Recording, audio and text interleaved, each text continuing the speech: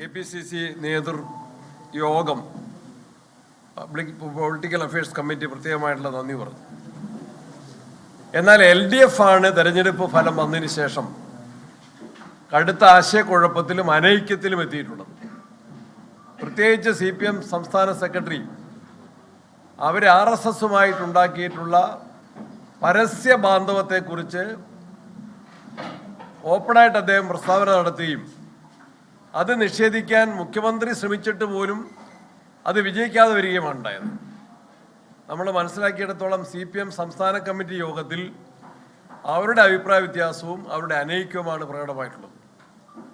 അതുപോലെ CPIയും ഈ തെരഞ്ഞെടുപ്പ് ഫലം സർക്കാരിനെതിരെയുള്ള ജനവികാരമാണ് എന്ന് വിലയിരുത്താൻ തയ്യാറാകണമെന്ന രൂപത്തിലാണ് CPIയും പ്രതികരിച്ചിട്ടുള്ളത്. അപ്പോൾ UDFന്റെ സമ്പൂർണ്ണമായിട്ടുള്ള വിജയം ജനങ്ങളുടെ വിജയമാണ്. ഇനിയിപ്പോൾ ഞങ്ങൾ ദീർഘിച്ചൊരു ഇതിലേക്ക് പോകുന്നില്ല. ഈ വിലയിരുത്തൽ, ഈ വിധിയുടെ അടിസ്ഥാനത്തിൽ ഗവൺമെൻറ് അടിയന്തരമായിട്ട് തിരുത്തൽ വരുത്തേണ്ട നിരവധി കാര്യങ്ങളുണ്ട്. അതിലൊന്ന്, ഇന്ന് അനുദിനം വർദ്ധിച്ചുകൊണ്ടിരിക്കുന്ന വിലക്കയറ്റം, അത് തടയാൻ ഗവൺമെൻറ് ഫലപ്രദമായ നടപടികൾ സ്വീകരിക്കണം.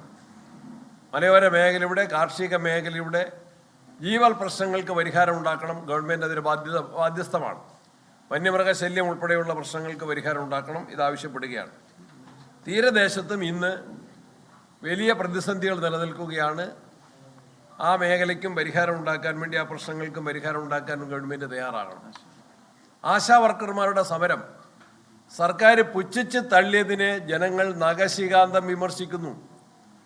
ആ സമരം ഇനി നീണ്ടുപോകാൻ ഗവൺമെൻറ് ഇടവരുത്തരുത്. അതിന് ന്യായമായ പരിഹാരം ഉണ്ടാക്കാൻ കേരള സർക്കാർ ജനവിധി മാനിച്ച് തയ്യാറാകണം എന്ന് ഞങ്ങൾ അഭ്യർത്ഥിക്കുകയാണ്. അതുപോലെ തന്നെ മയക്കുമരുന്ന്, അതിൻ്റെ വ്യാപനം കേരളത്തിലെ വീട്ടമ്മമാരെയും സാധാരണക്കാരെയും സാരമായിട്ട് വലിയ ആശങ്കയിലാക്കിയിരിക്കുകയാണ്. അതിനെതിരെയുള്ള ഒരു പ്രചരണ പ്രവർത്തനത്തിൻ്റെ ഭാഗമായിട്ട് കോൺഗ്രസിൻ്റെ യുവജന, വിദ്യാർത്ഥി, വനിതാ സംഘടനകളുടെ നേതൃത്വത്തിൽ ആഗസ്റ്റ് 9 ക്വിറ്റ് ഇന്ത്യ ദിനത്തിൽ ക്വിറ്റ് ഡ്രഗ്സ് എന്ന മുദ്രാവാക്യം ഉയർത്തിക്കൊണ്ട് കൊച്ചിയിൽ വിപുലമായൊരു പ്രോഗ്രാം സംഘടിപ്പിക്കാൻ വേണ്ടി തീരുമാനിച്ചിട്ടുണ്ട്. സർക്കാർ ലഹരി മാഫിയയെ സഹായിക്കുന്ന നിലപാടാണ് സ്വീകരിക്കുന്നത്.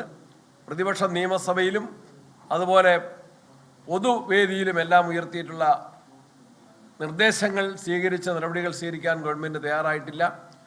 ഇനിയെങ്കിലും ആ കാര്യത്തിൽ ഉണർന്ന് പ്രവർത്തിക്കണമെന്ന് ഞങ്ങൾ ആവശ്യപ്പെടുകയാണ്. RSS നേതാവിൻ്റെ പ്രഖ്യാപനം.